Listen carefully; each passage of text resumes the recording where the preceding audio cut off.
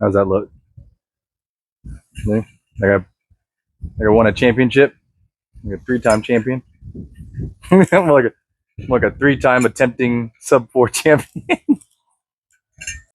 What is going on, everybody? Welcome back to the channel. I wanted to kind of give an update on my marathon, and I've been pretty busy. It's basically Wednesday, a few days after the marathon, and I kind of have a small window, so I thought I'd kind of go through the steps, or how should I say, my secret to how I ran a sub 4 marathon.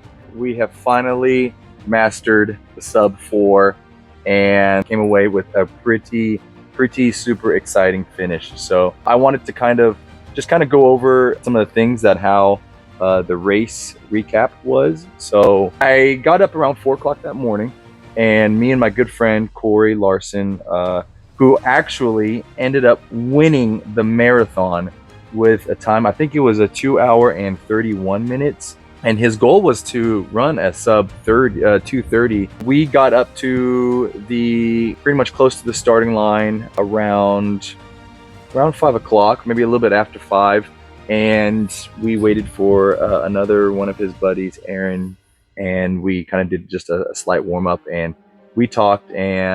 But shout out to Corey Larson, who actually lives in my neighborhood. If you're seeing this, congratulations, great job. You deserved every single bit of it. I did tell him that I was pretty much one of his biggest fans, groupie fans, especially outside of probably his family. The man is an absolute beast, and he just does it so effortlessly. But he's very humble, and is somebody that he's a full-time dad. He's 3 kids just like me, almost all the same age, and works full-time. So running is kind of like a recreational thing, but at the same time, I've always told myself and thought that I feel like I know the top 3 people, fastest people in the state, and I know that him, Aaron, and Al, who won it last year, are the top 3, and they can go anywhere and do anything. So congratulations to you, Corey. You deserve every bit of it. And we traded some messages and talked, and he gave me some kudos and was very proud of my finish. And I'm someone who is such an elite like him to give me my props and give me my kudos. It means a lot. So, but yeah, we got up there and we warmed up, and we kind of stayed off our feet a little bit. And then once the race started, it was kind of a full-on go. I stayed a little bit behind the 4-hour marathoners.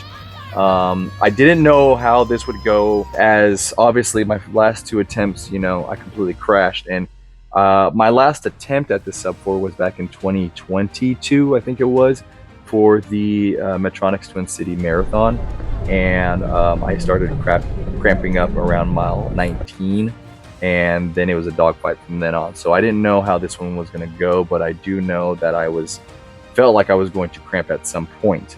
Took off, and the whole time I was basically talking to myself, picturing the hills, remembering them from the training runs with the Land Runners, who also, by the way, thank you so much, Oklahoma City Land Runners. You guys were such a blessing, and not even in disguise, because I tried to take full advantage of you guys and run with you guys, because I knew I could learn so much from you guys, and I had such a blast. I even gained so many more friends, even on Strava, and people who are watching this, thank you so much. So Sandra, Jimmy, Justin, Viv, all of you guys, thank you so much. Chuck, all you guys, thank you guys so much for welcoming me into your group, and I hope to be with you guys for many training runs to come. So I mentally was locked in, and so that allowed me a little bit of relaxation to enjoy the surroundings. But at the same time, when push came to shove, I also was able to hone in and just kind of focus on those certain tasks that I had talked about in the video previous before. So around mile 5 is when I first met up with Sabrina and the kids. It was electrifying. A lot of people were around. The drink stations were good. I pretty much hit every drink station. I didn't take a Gatorade. I had my 2 18 and 20 ounce of liquid IV in there, so I was getting about 1,000 milligrams of sodium pretty much in those few miles. But what I would do is I would take basically 1 shot of water. I would take another one, I'd pour it on my head, and I would take another one, either pour it on my legs, or I would take a drink. But I also wanted to make sure that I was taking in a lot of the sodium that I had, which I know that the biggest thing I wanted to make sure was sodium and carbs. make sure that I had a lot of those, because I did not want to try and cramp up near the end, and I was not about to let that happen again. So the weather was beautiful. We had a huge storm and some tornado warnings that probably a lot of Oklahoma who were running it didn't really get much sleep throughout that. I don't think I really went to bed till around close to 11 o'clock, but the alarms went off twice. And the second one, we had a tornado that was actually headed straight towards us, but everyone was safe. But my condolences and heart goes out to everybody out there in Sulphur, Oklahoma. We do know that there was a couple of passings out there, so stay strong and everything will be okay. So yeah, so we had tornado warnings, and once everything passed, we were able to kind of get the sleep that we could. Couldn't have been any better for the conditions on that day. So I continued to around mile 10. It was very rolly as I knew it would be. Ended up meeting up with the family again around mile, I think 12, and was still good on my gels as well as my drink. I knew that I wanted to eventually switch off around mile 15, and I also wanted to take a caffeine gel, and this was still the Honey Stingers. Everything just felt good. I was really controlled in the core and in the hips. I ended up having to go to the bathroom, I think it was around mile 5, right before Gorilla Hill, and had to go number 2, and eventually was able, it took me probably about a good 4 or 5 miles to catch back up with the 4-hour pacers. I did have to go again, but it was just number 1, and I was able to hop out and then jump right back in. After I ended up catching up with the 4-hour marathoners, ended up seeing the wife again around mile 15, I think it was, and that's whenever I switched off. I had my empty drink, so I was able to gain a new one, a fully loaded of liquid IV, and then I was also handed another 4 of Honey Stinger gel. So shout out to the wife for coming in clutch and being one of the best pit crew members anybody could ever have. I must have seen her probably about 4 or 5 times. She's carrying around 3 kids with her running around, and she did an amazing job at organizing and keeping them all together. So I love you so much. Good job, babe. Yeah, we continued to push. As we got to mile 14, past the halfway mark, I think I hit it right at 2 hours and like maybe 40 something seconds and some change. I knew I was right there on track. I felt good.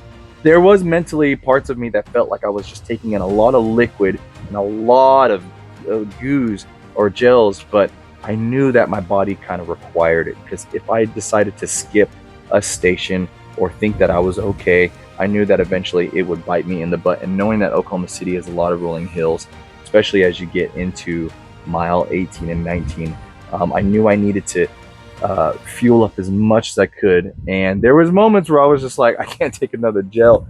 But this is why we practice during our long runs. This is why we practice during all of our runs. Take in and take in and take in, intake, liquids and liquids and liquids, so that way our body is ready for it. I talked with some of the runners. I saw a lot of people in the crowd that were just super exciting. It was electrifying out there, and I really was able to enjoy the crowds.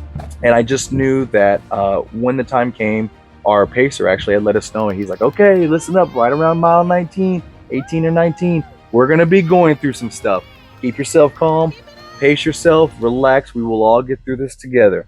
And I knew what he was talking about, and that's basically where you have that last final climb from mile like 19 all the way up to about mile 23, 24, and then it just drops back down and you just send it. I saw my wife with them at mile 18. There was a moment in my head when I hit mile 15, I thought, we just have 10 miles to go. There was a moment when we hit mile 20 where I thought, we just have a 10K. 10 miles, that's easy. That's a daily long run.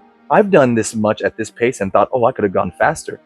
But I've tried to play it safe, and I felt like around mile 14, 15 that I actually could have sped up. Like I felt like I could have been holding 840s instead of like high 850s, but I wanted to play it safe and just wait for the right window. And it was probably around mile 19, 20 whenever we started pushing, and I could kind of feel that south wind coming back at us. But it was nothing compared to one of the workouts that I had for my 20-mile workout a few months before that. So mile 22, I think we hit like 9:22, And I was like, I've got it.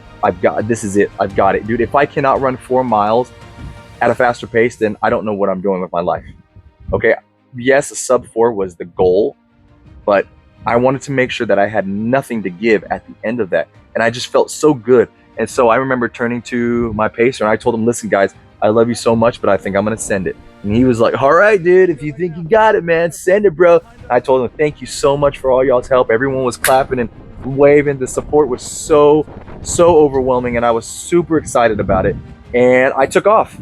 And I think my last few paces were like in the 7:30s. And I knew I had it. I knew I could go faster. I was only going faster because I knew I had such short time left, and I knew I could push as much as I could. I want to make sure that I had nothing. And I had this little guy with next to me in a white t-shirt and white shirt and a hydration vest, and me and him were booking, and we were talking to each other. I remember telling him, one person at a time, we're gonna be good, we're cooking, let's keep pushing. And he was just like, okay, this was his fastest that he had ever ran. So we kind of bounced off the Maverick and goosed each other and just picked one person off at a time, because then we started running back into the half marathoners. So we really started just eating off of that. And then once we got to mile 24, 25, we just opened up because it started going downhill. I told them, just stay calm. Let's make sure not to just go too crazy on the downhill so that we don't want to shoot our quads. But once we get flat, dude, let's open up. Probably about the final 400, he ended up taking off and almost was leaving me in the dust. I felt like I almost had no more. But then all of a sudden, once we came around that straightaway, I was like, no. I've never been passed on it, and I'm near on the finish line. This ain't gonna happen. He was probably about good 20, 30 yards in front of me. And I just went into open 400 mode and took off. And I knew the finish line was right there. And I said, just give it everything we got. Here it comes. Here it comes, boys. Come on, go!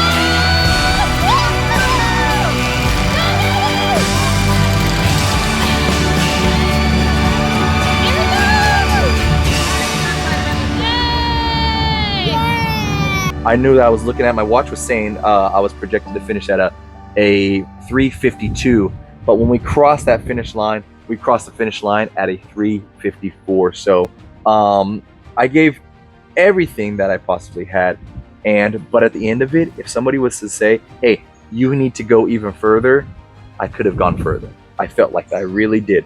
In the end, the takeaway, it was such an exciting atmosphere, and I had such a blast running this run. If I had to say anything that was a big contributor to me accomplishing this, I would say the gym routine was, I felt like, very effective, especially whenever I was doing my legs and my core during the upper bodies. The only thing that I would say that felt worn was like my right hamstring and my left calf.